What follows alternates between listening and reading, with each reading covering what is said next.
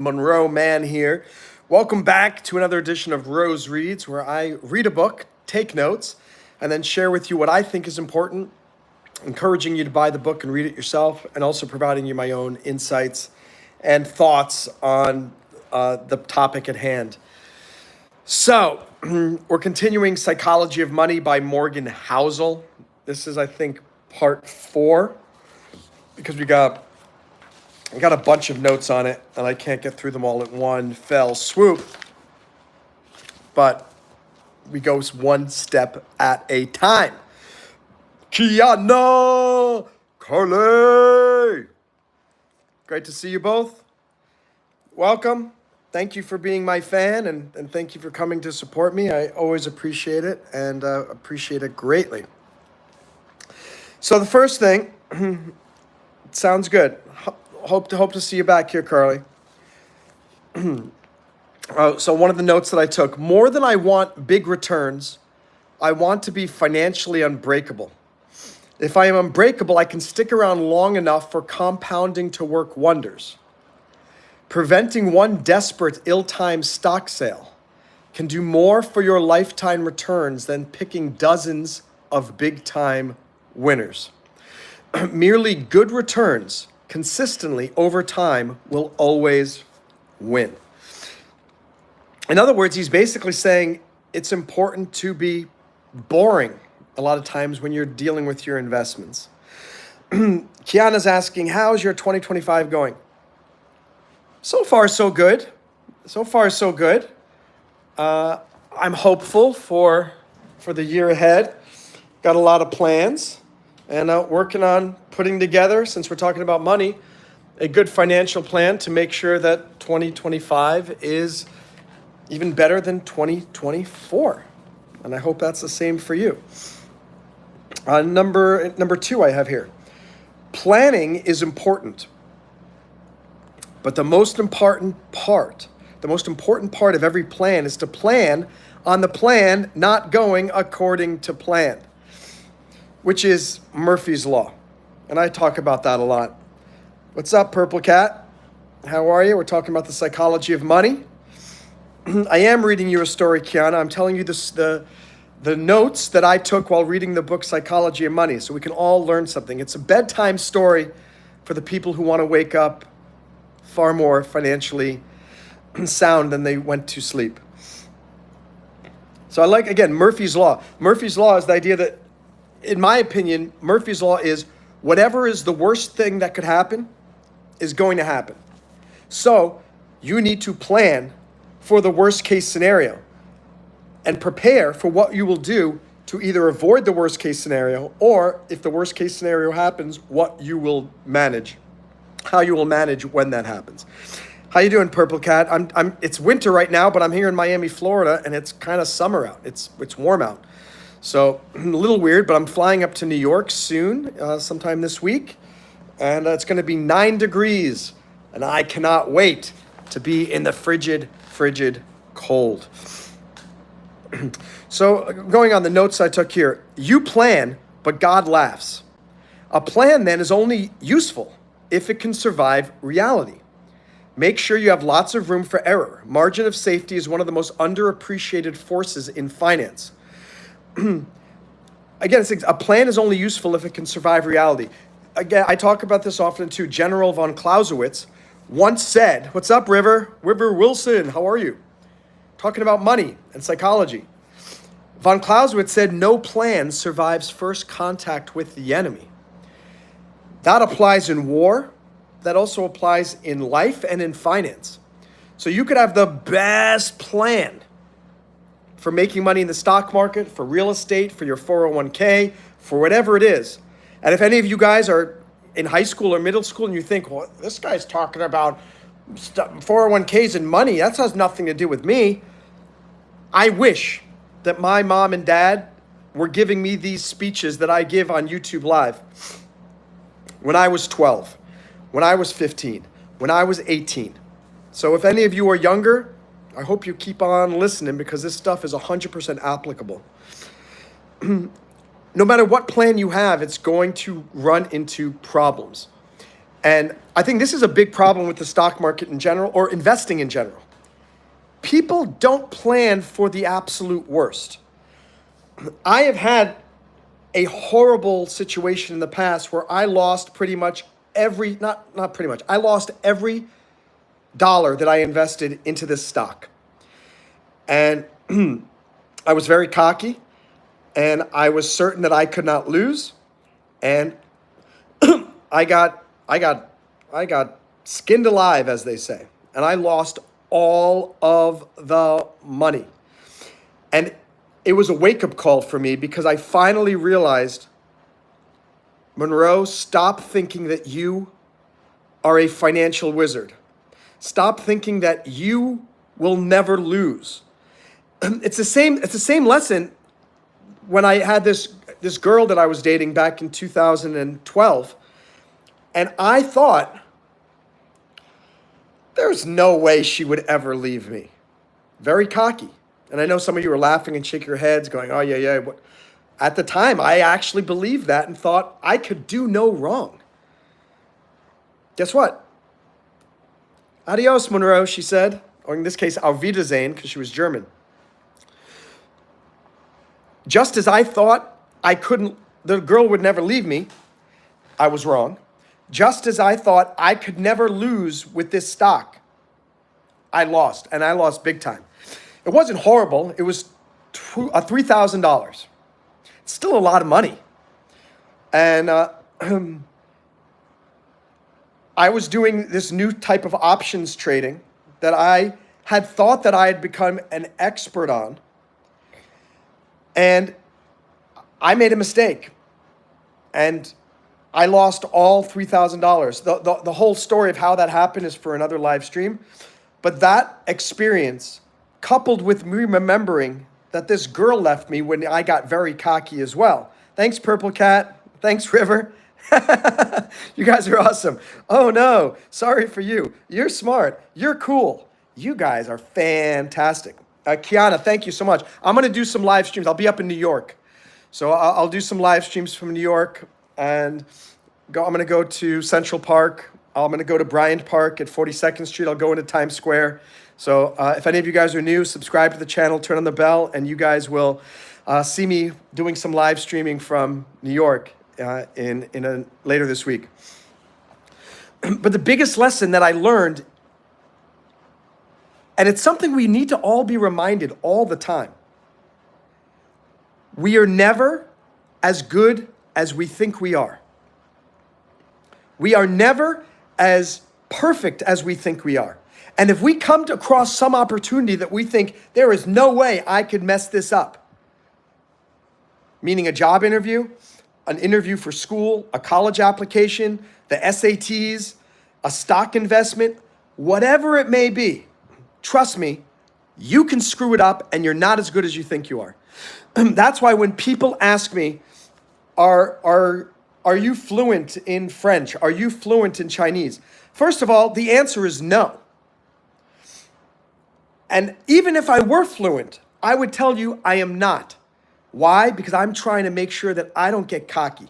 Because as soon as I say I'm fluent, somebody's going to come up to me and try to talk really fast, and I'm going to stumble, and I'm probably going to get embarrassed. Maybe I'll be on YouTube Live or national television, and I go, oh my gosh, what an embarrassment.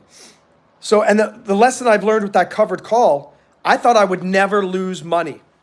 I lost all $3,000 on a stubborn mistake because I thought, it's the typical thing. I thought there was no way. The stock was $13 at one point, and I thought there's no way. This is a good quality company. Blah, blah, blah, blah. I couldn't believe it. The stock went to zero, and it went off of the stock exchange. I mean, it is the story. It is the story that you hear about in movies or in storybooks or whatever. It's like you literally, people say, oh, there's a stock will never go to zero. The stock that I bought went from $13 a share down to zero. It didn't happen overnight. It happened over the course of 2.5 years. But I was so sure that I couldn't make a mistake. There's no way that I chose a bad stock. I did.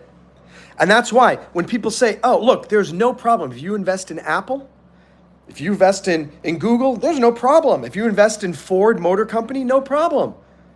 Trust me, every single one of those companies can go bankrupt. Every single one of them. Let me see some comments. What's up? Good Cats in the house. Good to have you here. Celadon leader. Can't wait for Trump's inauguration. Yeah, it's pretty exciting. It's coming. Very, very cool. And,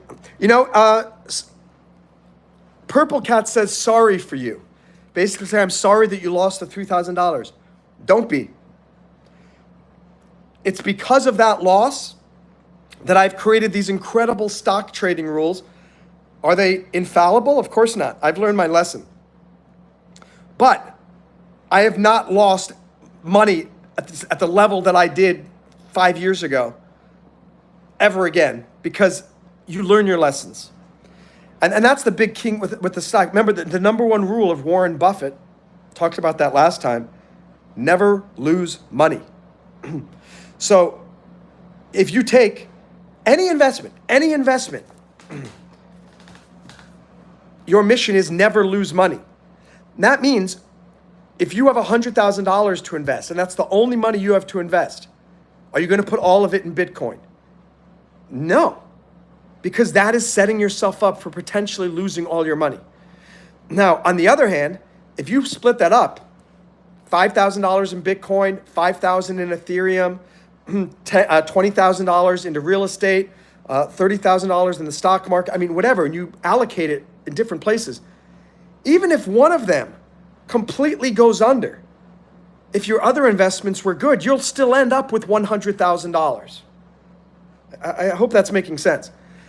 A simple example is just, if I have $50,000 and I put into one stock and $50,000 into another stock, if one of them goes to $100,000, if the value of that stock raises, so now I have $100,000 that stock, and the other stock goes completely bankrupt to zero, you did not violate rule number one, which was what?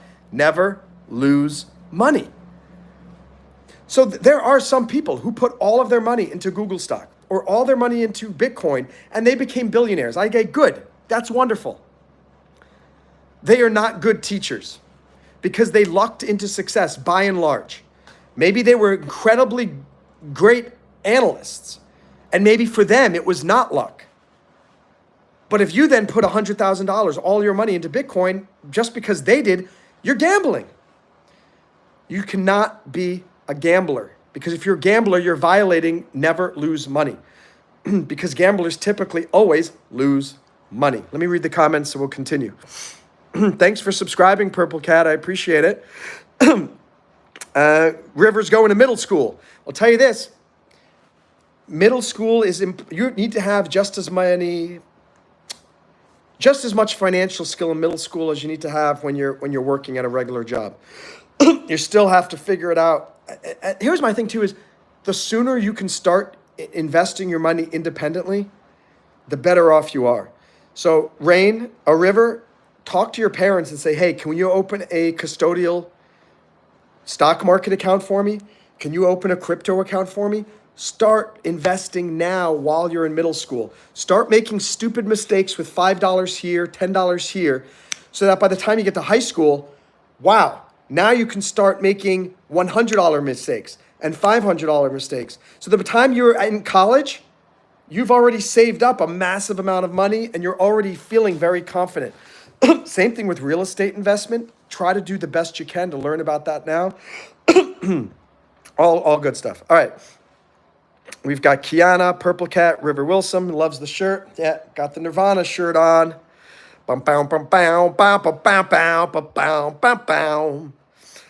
Trump's thing is tomorrow. If you're in the United States, I think it's tomorrow at 12 noon or 11 a.m. So wake up in the morning and turn on the television.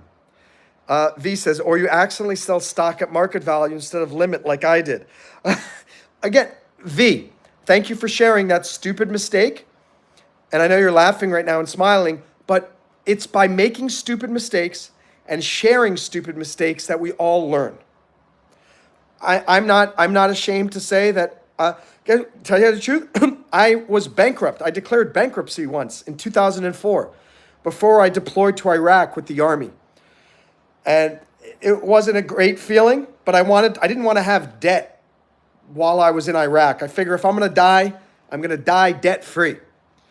But I vowed when I came back, I said, I will never declare bankruptcy again. I will never be bankrupt again. And I got my MBA in finance. I got my master's in entrepreneurship. I became a lawyer. I got my PhD in psychology. I read all these books like Morgan Housel's Psychology of Money and many more. I'm reading this amazing book now, Anti-Fragile, which is mind-blowing. You learn by making mistakes, not by succeeding. But if you make huge mistakes, let's say you make $100,000, like V said, it was a small loss.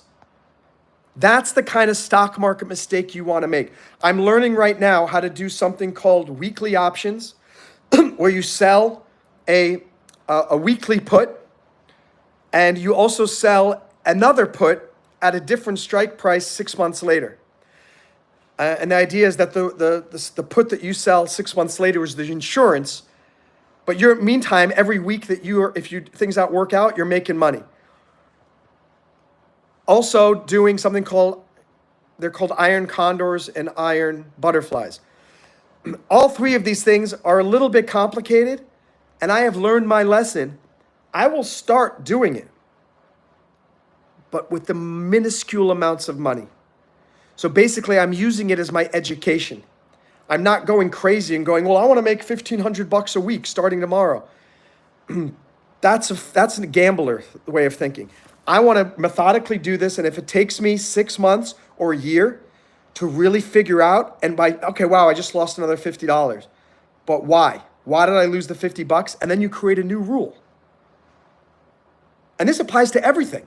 Let's say you're trying to get a date with a girl or a guy. You try one method and you go, okay, I've tried that 3 times with 3 different girls and it didn't work any time. Maybe I should try a different approach. Good, you've just created a rule for your life. I used to ask people to subscribe to my YouTube channel. Just go up to them and say, would you subscribe? It worked pretty well, but it was very limited because I had to go one-on-one and manually say, oh, here's my channel. It's Monroe Mann. How do you spell your name? I learned I'm never going to get anywhere with that. So what did I do? I created these YouTube cards. Hi, I'm Monroe Mann, and I have a YouTube channel. Please help me subscribe. What's funny, it says, please help me get to 5,000. I think I'm almost at 5,000, and I still have all of these cards to give out, which means I'm going to have a lot of work to do to try to distribute all those in the next, I think, 2 months, because I think I'll be at 5,000 in 2 months. We'll see. But I learned that I was at my friend's in town from New York. I visited him at his hotel. In the lobby, there were 12 girls. And one of them said, TikTok, TikTok. And I went, hey, if you like TikTok, you're going to love my YouTube channel. And I just brought out, I didn't even ask their names. I didn't talk to them. I say, hey, my name's Monroe. Boom, boom, here's my YouTube channel. I hope you girls will all subscribe. Of those 9, maybe 1 or 2 will. But it's just trial and error, making mistakes. All right, let's look at the comments, then we'll go back. Little Boss is in the house. River Wilson, it's making complete sense, and I'm learning more than I am at school. River, I'm happy to hear that. Congratulations, American people. Thank you, Saku. The great and mighty Donald Trump will be our president very, very soon. Purple Cat. Well, TikTok is no longer banned anymore. So TikTok is up and running again. Donald Trump said that he's giving them a 90-day opportunity to find an American buyer. And Trump said that he wants America, the United States, to own 50%. So that's going to be interesting. I don't know if that's going to happen, but I think it's a smart idea. 50% owned by private enterprise, 50% by U.S. government, as long as enshrined in the bylaws is a absolute free speech, and I think the revenue that comes from it needs to reduce the amount of taxes that Americans have to pay. So that's my thing. All right, Kyle Burt, Kylebert's being annoying. Kylebert's being annoying. And the victory rally. Yeah, my friend in Switzerland called me and said that the victory rally was fantastic. So I'm hoping that I'm going to watch that either tonight or tomorrow. Okay, so again, going back to what number one was, this is just a review of these notes that I took. Don't shoot for big returns. Become financially unbreakable. And how do you become unbreakable? This goes back to Robert Kiyosaki. And he talks the book Rich Dad, Poor Dad. I'm trying to see if I just have it up on my bookshelf right there. I could show you. No, which is you need to have 3 to 6 to 12 months of living expenses saved up at all times. That's your number one mission financially. It's not investing in the stock market. It's not paying off your credit cards. You want to make sure that if you lose your job, or if you're in middle school, you get kicked out by your parents, and they go, "You're on the street, buddy." How much would it cost for you to get a place to stay, even a hotel room for the night? You need to have money saved up. I don't care if you're in middle school. I don't care if you're in elementary school. Do not become overly reliant on your parents, because you never know what's going to happen. And I'm not trying to be morbid, but there are many children whose parents end up, next day they get into a car accident. I could die tomorrow. My mom could die tomorrow. You could die tomorrow. I'm not trying to force you to grow up prematurely. It's important to have a childhood. But the problem is, if you don't learn these skills now, you're not going to learn them when you're older. For some reason, people get more and more stubborn the older they get. So don't be stubborn. Number 2, planning is important. But the most important part of every plan is to plan on the plan not going according to plan. I love that quotation from the book, which is Murphy's Law. You've got to just assume that something's going to go wrong. So, example, my mom and I own 2 condos and we rent them. A really bad assumption is that they are both going to be there paying the rent every month. Anything could happen at any time. Maybe tomorrow, one of them loses the job and we don't get the rent. Well, guess what? We still need to pay taxes. We still need to pay for repairs on one of the properties. We still need to pay for the mortgage. So what do I do every single month? I take a portion of their rent checks and I put it into an emergency account at the LLC. What's the purpose of that? I am banking on the day that someday something's going to happen, not according to plan. And let's say it's even worse than I disaster. I went to the bank and I got a business credit card with a $20,000 limit. I never use it. But guess what? If we needed that for an emergency, it is there.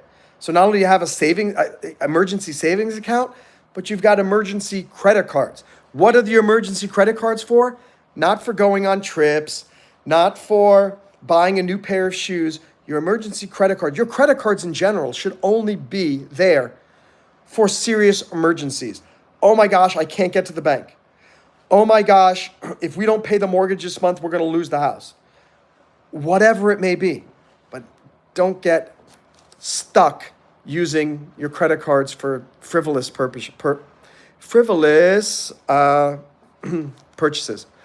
And then number 3, this is another note that I made. A barbelled personality. Be very optimistic about the future, but be paranoid about what will prevent you from getting to the future. That's vital. For those of you who are new here, I'm reading notes that I took from the book, The Psychology of Money by Morgan Housel. The future is definitely going to be filled with misery. So do not pretend otherwise. But you can still be optimistic about your long-term trajectory. But you have to know that the road between now and then is filled with landmines, and you are going to hit some of them. The idea that something can gain continuously over the long run while being a basket case in the short run is not intuitive, but it's how things work in life. Hi, Angel. How are you? In other words, like here's the truth. Like I invest in the S&P 500 all the time, and I'm always putting money into the S&P 500. I never look at what it's doing. And I never look at what the price is. I just have it, my portfolio just automatically buys it. I do the same thing for my mom. Why? Because historically, if you just look at it over the average, the S&P 500 is going to get anywhere from 10 to 14% per year, which is not bad at all. But you're only going to get that if you keep it in the S&P 500 and you do not keep withdrawing money anytime the S&P 500 goes down. So there's a term for that. It's called dollar cost averaging. You may have heard it if you read any stock market books. It means if you buy a stock today at $10 and you buy $10 worth of stock, you got $10 worth, one stock. But if next week the stock drops to $5, but you still buy $10 worth, now you've got 3 shares. You got the first share, you got it $10, you got 2 more shares, $5. And then let's say the third week, it goes up to $20. Now you only buy a half a share. But overall, you've got 3.5 shares and it costs you like an average of like $9 or something like that. Don't even worry about the timing of the market in that sense. If you can just stick through the ups and downs, it's probably going to go up. I'm talking about the S&P 500, and this is a probably. As I told you, never assume that you are infallible and that you can't make mistakes. But generally, if you only have money to buy one stock every year, when I say stock, quote unquote, or every week, S&P 500, 100%, because it's the top 500 stocks in the United States rebalanced every week. The only way that's going to go down and to be destroyed is if the United States crashes and burns. If the United States economy roars, and guess what? I think over these next 4 years, unless there's some crazy world situation, S&P 500 is going to be rising and rising and rising because American economy is about to blast off. If the S&P 500 was able to gain during COVID, after COVID, and during Biden's presidency, ladies and gentlemen, it is going to do even better under Donald Trump. In other words, he says, it's hard to be paranoid and optimistic at the same time. You need short-term paranoia to keep you alive long enough to exploit long-term optimism.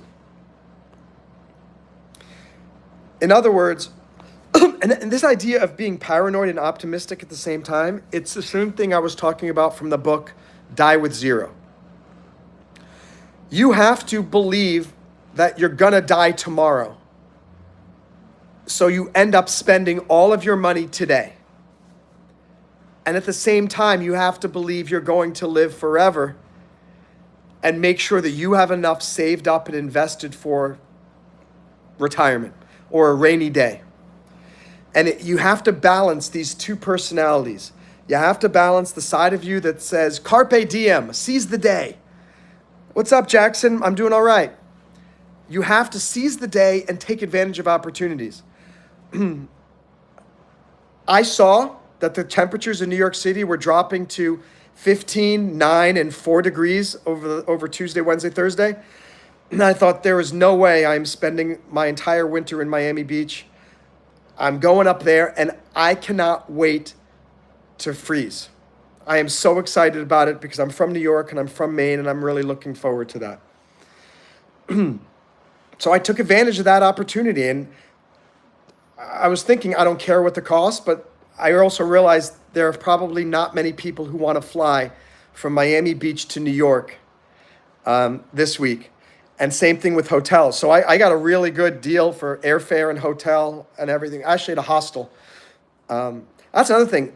If you're a single traveler or you have like a buddy or two and you want to save money and be social and make friends, go stay at hostels. I mean, this hostel is super clean, really awesome. But super affordable. So altogether, the whole trip for three days, 4 nights in New York City is, 3 nights, 4 days is $370. I mean, so sometimes when you carpe the diem, when you take advantage of opportunities, things end up shining on you. I mean, how cool that I get to go up to New York during the coldest part of the season, and I got a great financial deal because I decided to jump at the opportunity. So you have to be paranoid. Actually, you have to be optimistic about the future and also be paranoid. And it's a hard thing to save up for tomorrow, but also make sure you're living a fun life today. And it's super easy to do. Most people do one or two of the extremes. They do one, they save up all their money, and that's all they do. So they don't go out to nice dinners, they don't go on vacations, they don't buy a new pair of shoes, and they live like they're in poverty, but meanwhile, they got $1 million in the bank. That's no way to live. That's very foolish. It's financially foolish. The other mistake is they earn $3,000 a month and they spend $3,000 a month. That's a disaster too, because maybe the life right now is really awesome, great, whoo. But if there's any type of emergency, that person is done. So that's also financially foolish. Even worse are the people who make $3,000 a month and spend $3,500 a month. That's terrible. Where's that other $500 coming from? It's coming from credit cards. It's coming from using your investments. It's coming from using your savings. This idiot right now is doing that right now because I'm not making as much as I was when I was working as a lawyer. And I gave up my job 9 months ago, and now I'm making $500 a month as a YouTuber, and some money from my military retirement. So it's pretty stupid what I'm doing right now, quote unquote, but at the same time, I'm able to do this because I saved up money before. And that's what all of you need to do. The more money that you save up in the bank, the more money you put into the stock market, the more money that you put into real estate, the more money you're going to have available to you when you get into trouble. Same thing with whole life insurance. I have a whole life insurance policy. I've had it for many years, and it's got a cash value of more than $10,000. Anytime I want, I can just take out a cash value loan on the whole life insurance, and it's like 4.5% interest. It's super low. And all I need to do is pay back the money that I took from my own cash value from my policy. These are all different tools that you can use, but you need to have a savings cushion so that you can either quit your job when it stinks, you can deal with an emergency when it arises. I mean, those are the ideas. You need to find that happy medium between saving money, investing money, and spending money. You need to do all three. There are some people that tell you that you should be spending, forget about saving and investing, just live for today because tomorrow you die. I think that's wrong. There are some people say that you should just save money because investing is risky.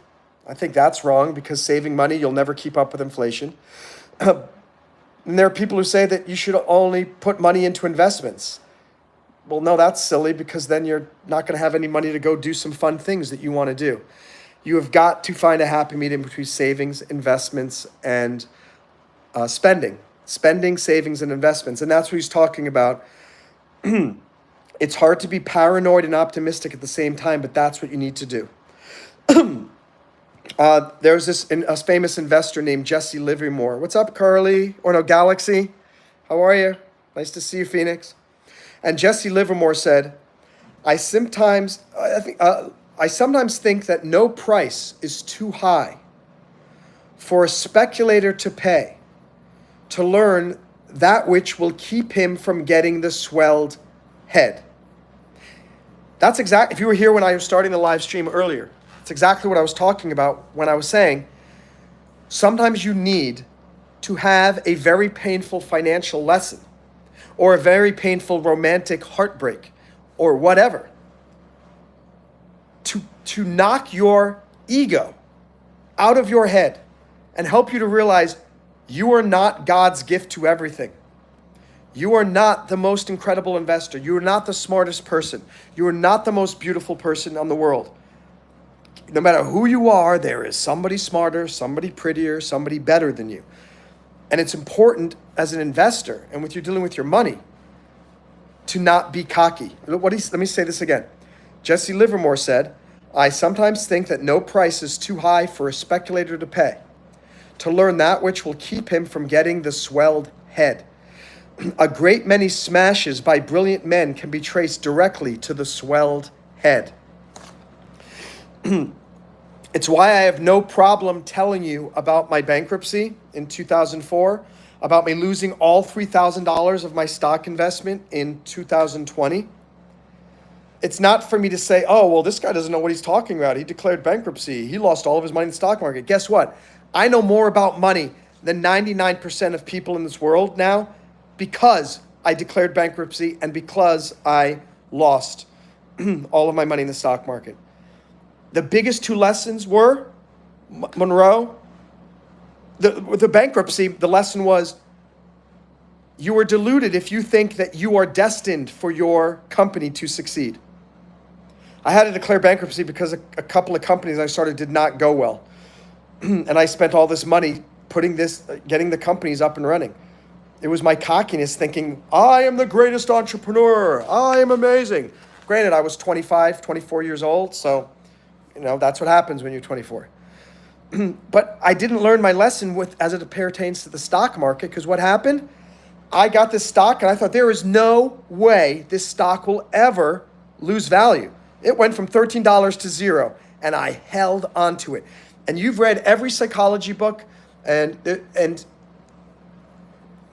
you've heard these stories. You think, how could that possibly happen? How could somebody not eventually because at some point you start to realize I've lost so much money. Why don't I just hold on to it a little bit longer and see? Because I'm sure it'll come back. And then it went down even more. Well, let me just hold on a little longer. It went to zero and got delisted from the stock exchange. I mean, you're talking to somebody, you don't know anybody in your life who has done this, except all those other people who bought the same stock that I did. It went from being one of the top growing stocks in America to bankrupt, $0 off the stock exchange, out of business. Maybe one day I will tell you the story of this stock and you can search and you can see exactly what happened to it. That's for another day. Let me read some comments here. Angels in the house. Jackson is 2 degrees. Yeah, Jackson, I'm coming up to New York this week and I'm so excited for the cold weather. Phoenix is doing schoolwork. 32 degrees Fahrenheit in Germany. That's still pretty cold. Right now, it's 77 degrees here in Miami Beach. I'm sure you guys are all jealous, but I'm looking forward to get some chilliness. What's up, Ava Lockett? I remember you. Great to have you, Ava. All right, next quote my next note from the book, The Psychology of Money by Morgan Housel. He wrote, you can be wrong half the time and still make a fortune. If you buy 100 stocks and one of them skyrockets and the other 99 go bankrupt, you could still make a lot of money and more than cover your losses. But it's no guarantee, of course. Just read that again. You could be wrong half the time and still make a fortune. This is why you're better. You're a fool if you have $100,000 to invest and you put it all into Bitcoin. 99% of you are complete idiots. Maybe 1% of you are so mathematically gifted and you understand the algorithm and you understand how Bitcoin operates and you've got insider friends and who tell you all this and you've studied it. Maybe. But even then, I still think that person is an idiot. Let me ask you this. Do you think Bill Gates and Mark Zuckerberg and Elon Musk, do you think they have all of their stock in the respective companies that they own or owned? Do you think Elon Musk only has money in Tesla? No way. Because even he's smart enough to know that there's no guarantee that Tesla is going to survive. There's no guarantee that X will. Look at TikTok. It went from hottest thing ever to it's going to be banned to it was banned. It went offline to Trump came around and saved it. Now it's going to become an American company potentially. I mean, and this TikTok journey, this saga is not over yet. But I am considering creating a TikTok account now simply because I have a feeling it's going to be a good investment of time. Now, we're talking about the psychology of money. You guys know that this channel is monetized. I was thinking, and many people were saying, oh, you should create a TikTok as well. But all this time I'm thinking, why should I create a TikTok and put all of my time and effort into something that I'm not even sure is going to be around here in 6 months? Could the TikTok deal still fall apart? 100%. But I think it went from 60, 70% likelihood of being banned to now 60, 70% likelihood of being saved. So maybe I'll create a TikTok account. Maybe I'll try to just see how I can get that going because it's diversification. Before I read, it said, more than I want big returns, I want to be financially unbreakable. Let's just say this is my only source of income from YouTube. It would be very foolish of me to only focus on YouTube. It would be far better for me to have some money coming from YouTube, some money coming from TikTok live streaming, some money coming from the real estate, some money coming from the stock market, some money coming from wherever. Diversification is the key. And it's also the key to Ray Dalio. Ray Dalio is the country's biggest, most successful hedge fund manager. And he repeatedly says in all of his books and interviews, the reason why we have such amazing returns on investment is because we are so diversified that no matter what happens in the market, we make money. And it's so contrary to what you hear from so many people saying, if you want to make money, you got to focus. If you want to become a millionaire, you got to focus. How many people tell me, Monroe, you got to focus? No, you got to focus on not losing money. You got to focus on choosing wisely where you put your money. You have to focus on making sound investment decisions. And that's what I'm trying to encourage you to do, is to learn as much as you can about money and making finance decisions and not losing it. Oh, by the way, you can download on my YouTube store here my notes, these notes here from the Psychology of Money. You can also download for free my top 10 investment myths. I recommend you read those as well. They're free. And while you're there, you can check out some of the other stuff I offer in the store. Next note, anything that is huge, profitable, famous, or influential is the result of a tail event, an outlying 1 in thousands or millions event. In other words, the people who became Bitcoin billionaires, which was huge, profitable, right? It's a tail event. They were getting in at the end, at the tail. So the people that got into Bitcoin thereafter, like me, I made some money, but I am not a Bitcoin billionaire. So when you're inspired by these people who make their, oh my gosh, this guy made so much money in the stock market. This guy did so much, blah, blah, blah. You don't want to copy them because they've probably already gotten the big returns. What you want to do is try to be attuned, thinking, can I find the next Bitcoin? Can I find the next big thing? And do your research. That's better than just copying the person who became a millionaire. If everybody's copying them now, then no one's going to become a millionaire at this point. He says, take venture capital. If a VC, venture capitalist, makes 50 investments, they likely expect half to fail, 10 to do pretty well, and 1 or 2 to be bonanzas that account for 100% of the firm's returns. This has been my philosophy of life. It has not worked out financially as I envisioned it yet, but I'm not dead yet. I have put so much money into so many different ventures, hoping that one of them is going to skyrocket. I've got 11 books I've written on Amazon and Barnes & Noble. I've got this YouTube channel. I'm monetizing the breakdiving YouTube channel now. I have my company breakdiving. I have my law practice. I'm a public speaker. I do music. I mean, I've got my hands in everything. And the whole idea is, all I need is, I'm basically a venture capitalist when it comes to life. And I'm hoping that one of my venture capitalist investments is going to pay off and pay off big. Listen to this again. And think of my life as a venture capitalist.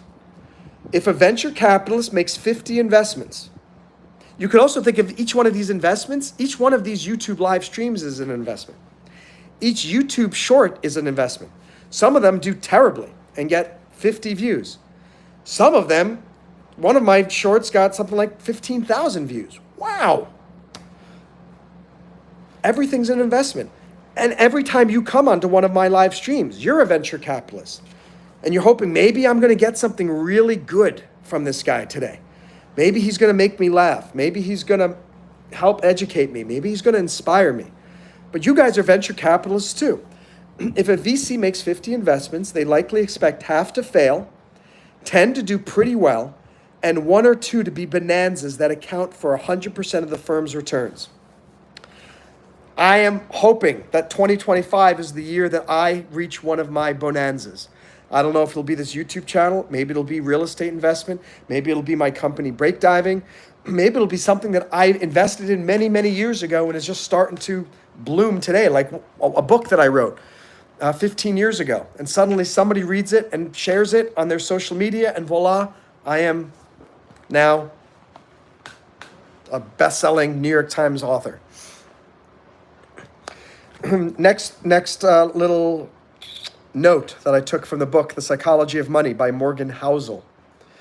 The old pilot quip that the job is hours and hours of boredom, punctuated by moments of sheer terror. And I wrote here, just like when I was in Iraq. And that's exactly how venture capital should be. And your life.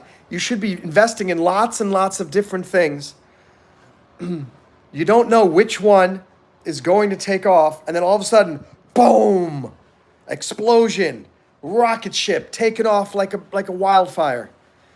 It's the same thing. Think about this. If you're trying to apply to a prestigious high school or a sports program or a college or a university or a job, what's smarter in doing 5 job applications and hoping it pans out, or 200 job applications? The TEDx talks that I did, I didn't apply to one. I applied to 108 TEDx talks until I booked my first one. Takes a long time. Same thing with your investments. If you're only putting your money into one thing, what if you're spending all of your money on a terrible investment that is barely keeping above inflation? On the other hand, what if you invest all your money into some like new cryptocurrency and in overnight you lose all of the market value? The Hawk Twa coin lost massive amounts of market value. There's a Trump coin that was just released. I bought $20 worth of it. Let me see how much it is worth now. Let's just see. Let me open up my wallet and let's see. Wallet. There we go. We're going to see if I made a smart or foolish investment. So, yeah, it's pretty good. It's up to, now I'm at, no, it was a terrible investment. Terrible investment, at least for now. Because it started at 20, now it's at $10.46. But I don't care about it because it was $20. It was an experiment for me. Now, I know some people last night, because I bought that last night, put $100,000 in it. Guess what? It's now worth $50,000. That's horrible. But if I spend 20 as an experiment and it comes out of 10, good. At least I had a little skin in the game. I gave it an opportunity. I'm not going to sell it. I'm just going to keep holding on to that. I buy cryptocurrencies like this and like any of the new ones. And all right, let's see what happens. But the key is I'm not devastated because it's $20 and now it's $10. But also, I'm in it for the long haul. I have a feeling that a year from now, even 2 months from now or 2 weeks from now, it's going to be going back up again. And if not, it was money that I could afford to lose. I'm not saying I should be proud of myself that I invested $20 and now it's worth 10. No, I'm proud of myself that I only invested $10 because I knew that it's very possible in such a speculative thing that it could drop down dramatically, or it could have gone up. I could have looked at that and it was worth $100 right now. That's the way things go. But you invest carefully and prudently and don't invest any more than you can afford to lose. You notice I don't even care. It would have been cool if it went up to $50. But the fact that it went down to 10, it could go down to 0. It's okay. All right, moving on. An investing genius, this is funny, is the guy who can do the average thing when all those around them are going crazy. In other words, I talked before about dollar cost averaging. Even if the stock market started to tank tomorrow, I'm still buying the S&P 500 the same amount. I'm not touching it. I do my automatic purchases every single week, which makes me an investing genius. Because if I'm able to just keep going, literally it's going like this. It's called exponential returns because every $2 every week, first of all, every week I'm putting more and more money into it. So there's more and more money at work. Plus, I think it's quarterly, I'm getting dividends from all of those companies that I own in the S&P 500. Those get reinvested. So money is being made, that's being reinvested, and then the money is being put to work again and then being reinvested. And that's why how the returns can go super, super, super high. That's why I always say, look, if you can get like $500,000, $1 million, you don't have to work again as long as you have a decent, a low enough life expenses. I mean, if you can survive on $3,500, $4,000 a month, and most people can if you're not living in the lap of luxury. You could live off, you get $500,000, you put that into the S&P 500 and voila, you're good. Now, of course, if all you have is $500,000, do you want to put all of that in the stock market? No. I'm just sharing that perspective with you. Yeah, I remember you, Ava. And Angel says, I was so upset when the TikTok got banned. Well, it's back now, Angel. Jacob says, I'm here, so I got cut up. Sebastian edits, how are you? I'm doing well, guys. Nice to see all of you. Welcome, welcome, welcome. We're getting to the bottom. We got a few more lines, a few more notes here. And then maybe we will call this educational session a day. Next note: if you are a good stock picker, you will still be wrong half the time. And if you are a good business leader, only half of your ideas are going to work. This is what also gives me hope and reminds me that I should not give myself a hard time. The fact that one of my businesses has not become the next TikTok, the next Microsoft, the next Lionsgate Films. It doesn't mean that I am not a good entrepreneur. It doesn't mean I'm not a good businessman. It doesn't mean my ideas are not good. It's just how things operate. Not everything you do is going to work. And why do I keep going? I keep pushing forward because I believe that I'm going to end up being the guy who finally picks the right thing. And the person who finally, why am I persistent with this YouTube thing too? Same reason. I'm pushing, trying to get more and more subscribers, patience. No, Jacob, TikTok is already back.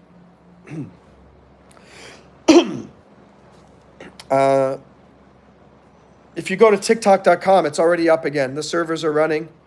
And I think by tomorrow it will be up in the apps. It'll be in the Apple and Google App Stores once again as well. Let me just do a few more. I'm going to go to the next page for a little bit because it's interesting. It says, the most impressive people are packed full of horrendous ideas that are often acted upon. Think about it. The most impressive people are packed full of horrendous ideas that are often acted upon. Meaning, no matter how impressive somebody is, that person's going to make stupid mistakes. And the example that he gives in the book is Jeff Bezos regarding Fire Phone. There used to be a Amazon telephone, and it was called the Amazon Fire Phone. And Jeff Bezos said, if you think that's a big failure, don't worry, we're working on a much bigger failure right now. I'm not kidding. Some of the next failures at Amazon are going to make the Fire Phone look like a tiny little blip. And I think that's so funny because it helps encourage us to realize we need to make lots of mistakes. And successful people don't make less mistakes. I would venture to argue that successful people make more mistakes and make them more often than the people who fail. Keep making mistakes. That's how you end up becoming a success. Next, the note, we don't see the many mistakes in the years of failures because we only see the end result successes. This is a key point. And this is why you have to be very careful from whom you get your advice. Because if you go to the person who was the most successful person and say, how did you get here? They don't know. Think about this. Remember that law firm that I worked at? And very, very successful. And I asked one of the co-owners, can you tell me the secret to your success? And she said, we're just blessed by God. It was kind of insulting that she said that, but I think it was because she had no idea. She had zero idea how that company became successful. It just did. And countless people end up just stumbling upon success all the time. And they go, oh my God, I can't believe this. How did this happen? How did you get it? Who do you want to ask? In many ways, why am I so good at giving advice, business advice, financial advice, YouTube advice? Because I've failed so many times for so long. The people who fail can tell you why something failed. And then you can avoid doing that. If you ask somebody, why did your company go out of business? They will tell you very, very clearly, we ran out of money. Okay, well, cash flow is important in a business. That's number one lesson. Or we lost our business license. Okay, we got to make sure that we've got a business license. Why did your business fail? We didn't have a contract between me and my partners, and we got to a big argument, and none of us could agree on anything, and we just shut it down. Lesson learned. Create a good business plan and a partnership agreement. Now, go to another restaurant that was successful from day one. How did you make the restaurant successful? And they'll go, well, hey, it was just a lot of hard work and, being in the right place at the right time. Our pizza's really good and hey, it just worked out. And, discipline. That's not helpful. That's not helpful advice at all. You get your help, the best advice from people who have screwed up. And that's why if you meet somebody who started a business and failed, and you want to learn how to start a business, that's the person you ask. Don't ask the person who succeeded. I'm telling you, 9 times out of 10, they don't know why. Okay, moving on. Talking about Chris Rock now. Again, we're talking about the book Psychology of Money by Morgan Housel. I'm sharing my thoughts and perspectives on the book, and I have some notes I took from the book that I'm using to jump off of. Chris Rock prepares for his TV specials by going to the same tiny club, night after night, fumbling with papers, scratching out jokes, acknowledging that some of the jokes work, some do not. The good jokes we see on Netflix, they are the tales that stuck out of a universe of hundreds of attempts of really bad jokes. And that's interesting. Like, again, you see Chris Rock, you see Jerry Seinfeld, you see Dave Chappelle. All of them. They're not just naturally funny. They worked really hard to find out which jokes worked, and they did them in all the dumpy comedy clubs in New York, Chicago, Philadelphia, Schenectady, Miami, Naples, wherever. And as a result, they find the things that work. Just like, imagine if all of a sudden I become a big YouTuber. To the people that suddenly discover me, they'll be like, wow, he just came out of nowhere. And then they hear the story that I've been a YouTuber for 18 years, going on 19 years now. In fact, it's been 19 years now. It's 2025. 19 years. That's just crazy, crazy bonkerness. George Soros. I might not agree with him politically, but he knows about money. He said, it's not whether you're right or wrong that's important, but how much money you make when you're right and how much you lose when you are wrong. I'm going to read that again. It's not whether you're right or wrong that's important, but how much money you make when you're right and how much you lose when you are wrong. I mean, and I talked about doing options trading before, doing weekly options. And why do you buy sell a weekly put here and then you sell another put 6 months later at a different strike price? The one that you're selling for 6 months later is your insurance to make sure that if you're not right this week, you don't lose a massive amount of money. And I'm going to read that again because that's really important about investing.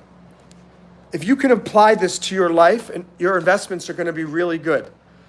He said, it's not whether you're right or wrong that's important. It's how much money do you make when you're right and how much do you lose when you were wrong?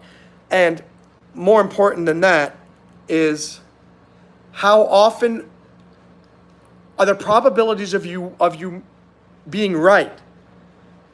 Are you going to make more money than the probabilities of how much you're going to lose when you're wrong? And that's what a lot of people make the mathematical mistakes. They're wrong about how much money, they're wrong about how many times they're going to be right and how much money they will make when they're right. And they're also wrong about how many times they're going to lose and how much money they're going to lose over time. As an investor, you would be smarter. Assume you're going to be making less money than you think and less often than you think. And assume that you're going to lose more money than you think and more often than you think. And if you do those two things, you're going to end up with a pretty good financial strategy because you're not going to be making stupid, foolish investments where you're going to lose your money. Let's see. So that with Will Smith got mad because, yeah, Will Smith was completely wrong. He shouldn't have gone up there and slapped him. He should have been able to take the joke. And Will Smith took the heat from that. But yeah, that certainly was not appropriate. Another note from the book, The Psychology of Money by Morgan Housel. Controlling your time is the highest dividend money pays. I'm going to go maybe three more notes and we'll call it quits for today.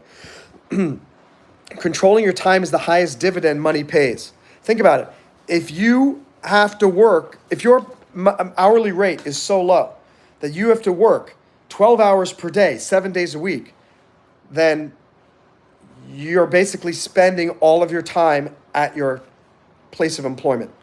Your time is not your own.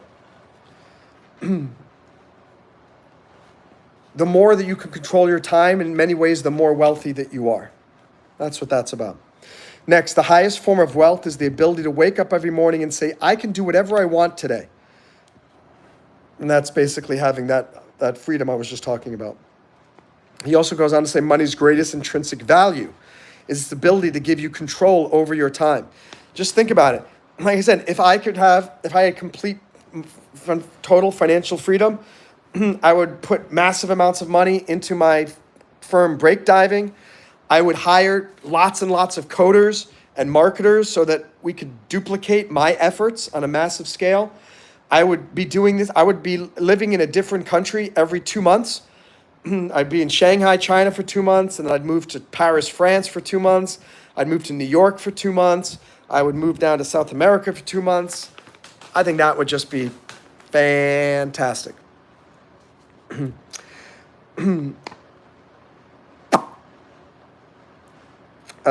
Here's a little section that I took from the book that I found very interesting.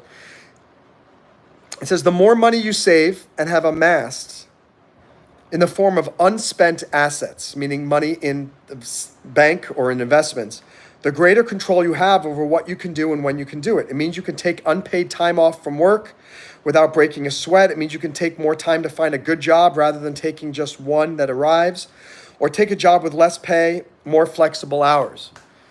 And some people call this FU money, and you can imagine what the F and the U stands for. It's your opportunity to say, I don't have to take this anymore. F you. I'm leaving. I quit. Or you know what? I don't have to accept this job, even though it's simply because it's there and because I've got money saved up. F you. Or you know what? You're only giving me 2 weeks vacation. Forget that. I'm not taking this job. F you. I'm going to go live in France for 3 months. And I don't have my job right now. I don't have a job right now. But again, I've saved up some money. I've got some investments. How great that I was able to see the weather report yesterday and go, oh my gosh, it's going to be super, super cold in New York. And I want to go there. And I'm going to New York, and I'm going to go ice skating in Bryant Park in the freezing cold. And I can't wait. And the FU money is also, it gives you an opportunity to just quit your job. You should never be working at a job day in and day out with this fear over your head that I can't quit because I can't pay my rent, or I can't be fired, or because then you just get pushed on. You become a pushover. He says it a different way. He says, it means not being terrified of your boss because you won't be ruined if you're fired or let go. Just as I was telling you, the more money you have saved up, the longer time you can afford to be unemployed, the more time you can take to go look for a suitable job. I'm still looking for jobs. I want to get a source of income again. And indeed, I'd love to have it to be more money than I've ever been paid before. But I'm not struggling. I'm not having anxiety over, oh my gosh, if I don't find a job in a week, I can't pay rent and I don't have food to buy groceries. That's not a problem. I'm still good for a little bit of time, but I mean, probably like another 3 or 4 months. And my mission is within the 3 or 4 months to figure out what the heck my next steps are. How am I able to spend that time doing that? Because I've got money saved up that's giving me that opportunity. And even with this YouTube, I could not be spending all this time doing YouTube Live and monetizing the other channel if I had to work at a full-time job all the time. So I'm grateful that I have time. Why do I have time? Because I've saved up money that's giving me this flexibility. And he's, I'm just going to finish this page because we're almost done. He says, you need to align money in your life towards a life that lets you do what you want, when you want, with who you want, where you want, for as long as you want. Basically what I just said. John D. Rockefeller said, he lets everybody else talk while he sits back and says nothing. What's up, Olga? How are you? Olga, yeah, if you want to, you can send me an email. It's info@monroemannlaw.com. info@monroemannlaw.com. So just send me an email and tell me what's going on. And if I'm able to help you, I will. If not, maybe I can refer you to somebody who can. So let me know if I can be of assistance.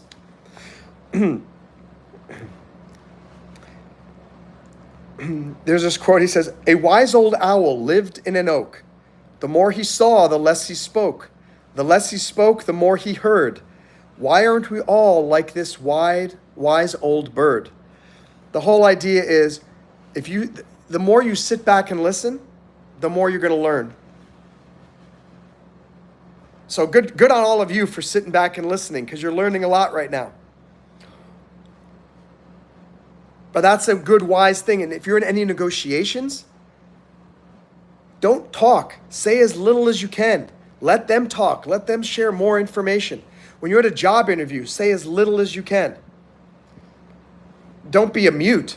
But sometimes the more I talk, the more I get myself into trouble. Maybe some of you are like that. So anyway, Olga, did you get that? Did you get the email address? Because I'd certainly love to hear about your family's legal issue and see if I can help you out. Next, lessons from elderly Americans. He gave a whole bunch of them in there. I just found 3 that I liked the most. Number 1, happiness does not come from working as hard as you can to make money to buy things you want. I'll say it again. Happiness does not come from working as hard as you can to make money to buy things you want. 2, it is foolish to be at least as wealthy as those around you. Having more than them does not mean success. And, on that story, the guy, my friend that I was just hanging out with, very, very wealthy guy. He owns a building here in South Beach that has 8 apartments in it. The whole building is worth $2.5 million. He owns another one of those buildings in Philadelphia. He owns more in New York. And he makes something like $200,000 a year. I mean, in so many ways, in many ways, he's my mentor. We was talking for 2 hours about real estate stuff and helping me with a real estate deal that I'm trying to work on and this and that. But I have no desire. I have no desire to compete with him. I don't need to own a building that's worth $2.5 million. I don't need to make $200,000 a year. And when we're together, we're just 2 guys. He's 1 year younger than me. He's 46, I'm 47. But so many people would feel very awkward being around. And I don't feel awkward. All of his friends are as equally financially savvy as he is. Like I'm one of the I'm one of the poor people. But it doesn't matter, because money to us is just a tool. It's not a measure of value. He is so impressed all the time because, Monroe, you are one of the smartest people I know. You have so many degrees. You're an Iraq War veteran. I can't believe you're making money on YouTube and all that stuff. Like he's not doing any of those things. So money is not your value. And I need to remind myself of that sometimes too. How funny that I was with a guy who's got a huge net worth. I think we were talking today, his net worth is about $12 million. Not bad. But when we're together, we're just 2 guys talking about money and investments, and we love sharing psychology and what we're trying to do. Those are the type of friends you want. And I'm grateful to have a friend like him. I don't mention his name because he works for the government and he doesn't want anyone to know about him. So I won't be sharing that. Let me see. Olga says, oh, yeah, that's right, Angel. Even Will Smith's wife knows that what he was wrong and what he did. Olga says, I'll send an email to you. I'm very glad to meet you in a copper in the future. You're a very interesting, handsome, and positive man. I hope it will be a great job. Olga, I hope I can help you. I cannot tell you at this point that I'm legally able to help you. It depends on what the legal issue is. I don't know if I'm competent to help you in that area of expertise, but I would love to hear from you. And let me know if I can potentially, and we'll see if I can be of assistance. If so, it would be great. It would be a win-win for you. I get some money, and your family gets the help potentially that they need. Let me know when you send the email, and I can check to see if I received it. Because otherwise, you'll get off, and I won't know if you got it or not. So, all right. Next, the next lesson from elderly Americans: do not choose your work based on your desired future earning power. When I used to teach at EF, I would give the students this exercise. I would raise your hand and say, how many of you want to be a multimillionaire? And everyone raises their hand. I said, who here who here wants to be making $250,000 or more per year? And everyone raises their hand. And then I had them do this other exercise and said, look, write down in your ideal life, you're not living like you're filthy rich. You're living a really good life. How much money you do need to travel? How much money do you need for clothing, for your housing, for your this, for your that, for your ever, to where you feel like, you know what, I'm content. There's always an outlier here and there. 90% of everybody, their annual income, when you added up all the expenses, came to between $60,000 and $80,000. $60,000 and $80,000. And this echoes a psychological study done here or a financial study here done in the United States. It was about 10 years ago, so maybe it's inflated. But this study determined that below $75,000 a year, every $5,000 of income you made more per year increased your happiness. So if you made $30,000 a year and then the next year you're making $35,000 a year, your happiness increased. If it went up to $40,000, happiness increased. If it went up to $45,000, happiness increased. When it got to $75,000, when it got to $80,000, happiness didn't increase. When it went to $100,000, happiness didn't increase. When it went to $250,000, happiness did not increase. And they did this longitudinal study over many, many years, tracking the incomes of all these people. And the lesson that I shared with my students was, how many of you raised your hands that you said you wanted $250,000 to have a good life? And they all realized they only needed $60,000 to $80,000 to really feel, you know what, I'm doing okay. Now, if you're making $100,000 or $120,000, that's probably during today's inflation. So maybe it's now like between $80,000 and $120,000. There's no effect on happiness. But my point was, you don't need to be making $500,000 a year to be living a really good life. More quotes. We got 3 more notes, and then we'll call it a day. We got through 2 pages of this one today. 2, controlling your time is the highest dividend money pays. We talked about that. This is a really great one. No one is impressed with your possessions as much as you are. I'll say it again. No one is as impressed with your possessions as much as you are. In other words, let's say you get a Ferrari.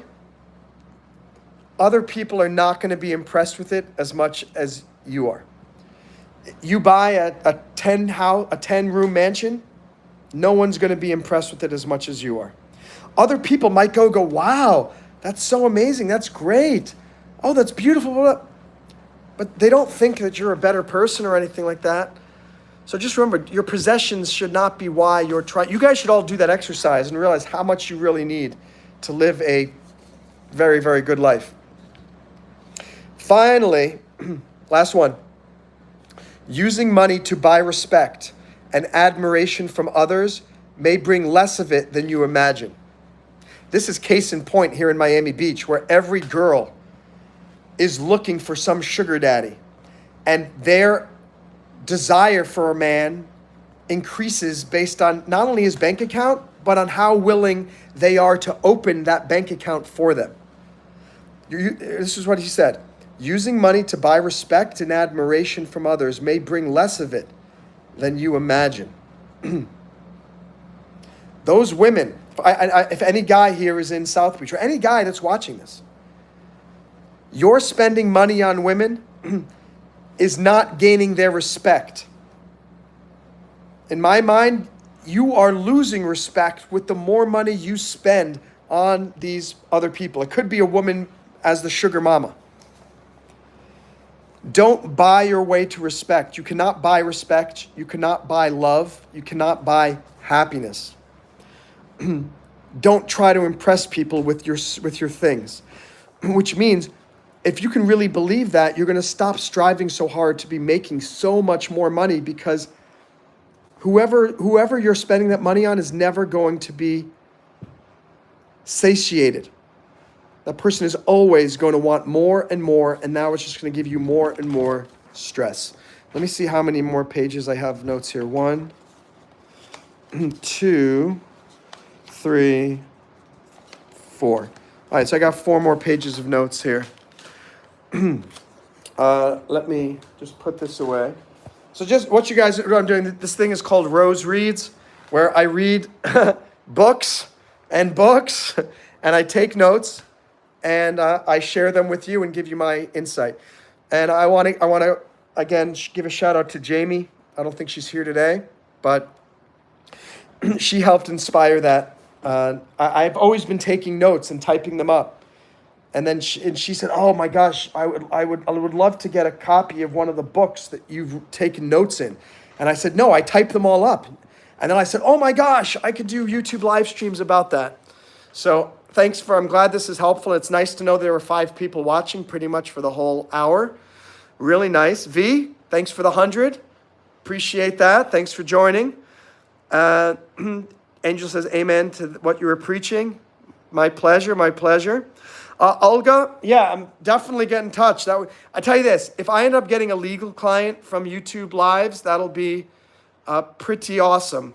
That means I'm basically getting money from doing getting clients from doing live streams, which is fantastic. Even if it doesn't work out, just the fact that you were interested, Olga, in reaching out to me I appreciate that, and I'm very honored. What's up, Phoenix? I'm glad you're still here too. Phoenix, did you learn anything? Be honest with me. Did you feel that you, as a middle schooler or a high schooler, did you feel that you benefited from some of this? Did any of it make sense to you?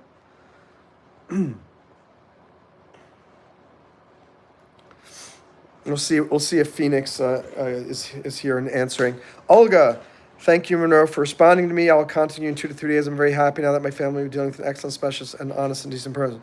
Again, Olga, I don't know what the legal issue is, so I can't tell you if I can definitely help. But I can certainly, I'm happy to listen, and if I can help, I will, and if I can refer you to somebody, I will do that as well. V says, "I had a very expensive vehicle. People look at you funny when you have nice things. You can see the jealousy in their eyes. It was honestly awkward. And scammer thieves can target you." Yeah, honestly, yeah, there's a story of this guy. He was a crypto guy. And he had this really expensive watch. It was worth something like $30,000. And he went on to TikTok or Instagram or whatever, and he took a picture in the hotel. And believe it or not, people recognized the hotel. Thieves, they waited outside the hotel for him to come back. And he ended up getting stabbed in the leg, and the watch was stolen. I forget the whole story, but I mean, you're 100% right. If you flaunt things, you become a target. So you should not, it's best not to be doing that. So V, you decided you got rid of that, and now you're driving something a little bit more modest? Phoenix says, "I was here, but I was also focused on Shakespeare and Romeo and Juliet notes for English." So basically, you weren't listening at all. Phoenix, you got to tell me one thing that you learned from me talking this whole time.